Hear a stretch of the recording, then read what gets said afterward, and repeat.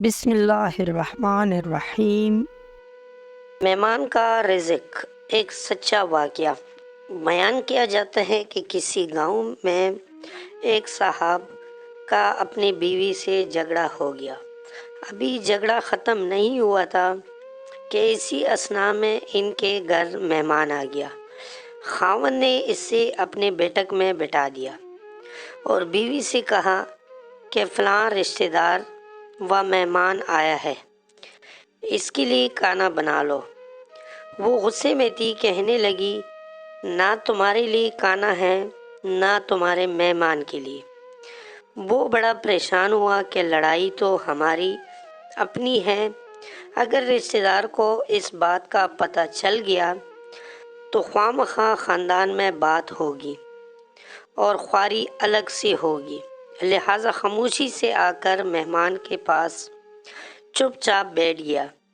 اتنے میں اس سے خیال آ گیا کہ چلو بیوی اگر روٹی نہیں پکاتی تو سامنے والے ہمارے ہمسائے بہت ہی اچھے لوگ ہیں، میں انہیں ایک مہمان کا کھانا پکانے کے لیے کہہ دیتا ہوں۔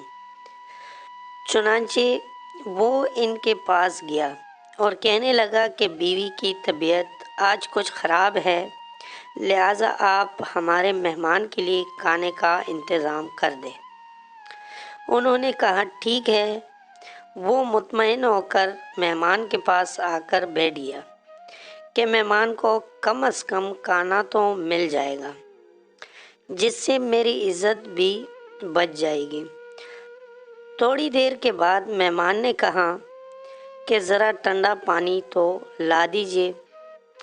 وہ اٹھا کہ گھڑے کا ٹھنڈا پانی لاتا ہوں۔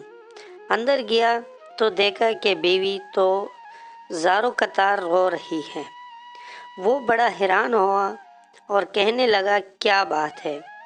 اس نے پہلے سے بھی زیادہ رونا شروع کر دیا۔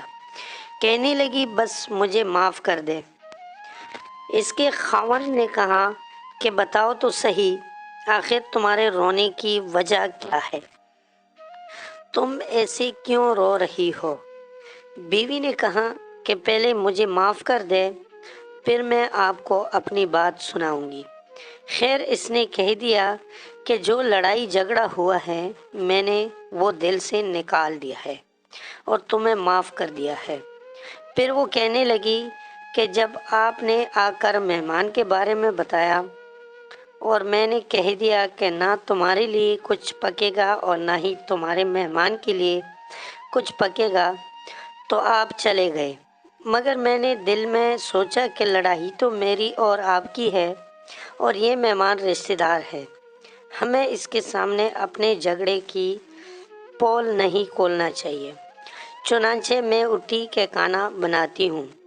جب میں باورچی خانے میں گئی تو میں نے دیکھا کہ جس بوری میں ہمارا آٹا پڑا ہوتا ہے، ایک سفید لباس شخص اس بوری میں سے آٹا نکال رہا تھا۔ میں یہ منظر دیکھ کر سہم سی گئی۔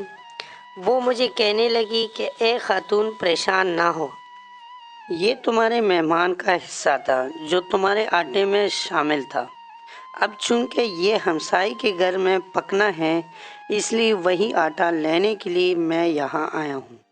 اس واقعے سے ثابت ہوتا ہے کہ مہمان بعد میں آتا ہے جبکہ اللہ تعالیٰ اس کا رزق پہلے بھیج دیتا ہے۔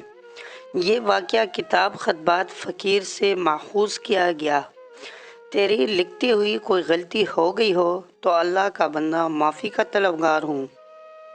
اللہ تعالیٰ آپ کو اور آپ کے گھر والوں کو بیماریوں، مشکلات اور مصیبتوں سے محفوظ رکھے۔ آمین ثم آمین۔ دوستوں، آپ کو آج کی کہانی کیسی لگی؟ امید ہے کہ ویڈیو اچھی لگی ہوگی۔ اگر ویڈیو پسند آئی ہو تو ہمارے چینل کو سبسکرائب کر لیں۔ ملتے ہیں اگلی ویڈیو میں، تب تک کے لیے اللہ حافظ۔